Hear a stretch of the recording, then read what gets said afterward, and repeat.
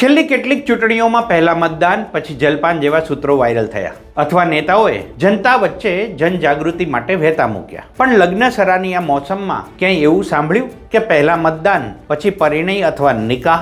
અલીભાઈ, જો લગ્નનું મુહૂર્ત સવારે 7 વાગ્યાનું હોય અને ના હોય તો ખંકોળીઓ ખાઈ મતદાન કરી આવવામાં વાંધો શો?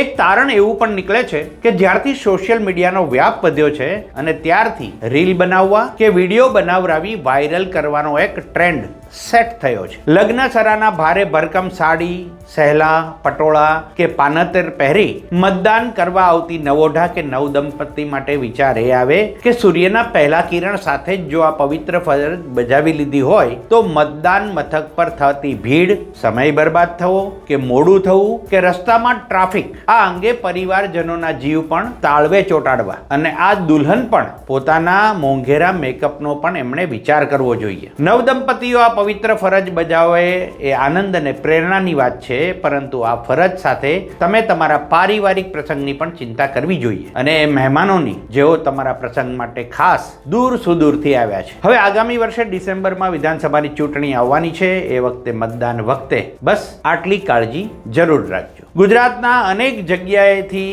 એવા દૃશ્યો સામે આવ્યા છે જ્યાં નવદંપતિ પોતાની મતદાનની ફરજ બજાવવા પહેલા ગયા છે અને પછી સપ્તપદીના ફેરા માટે. ગુજરાત વંદન આપને અલગ અલગ જગ્યાના એ દૃશ્યો દર્શાવે છે કે જ્યાં પવિત્ર મતદાનની ફરજ બજાવવા નવદંપતિઓએ પહેલ કરી હતી. આજે મારી બેના મેરેજ છે.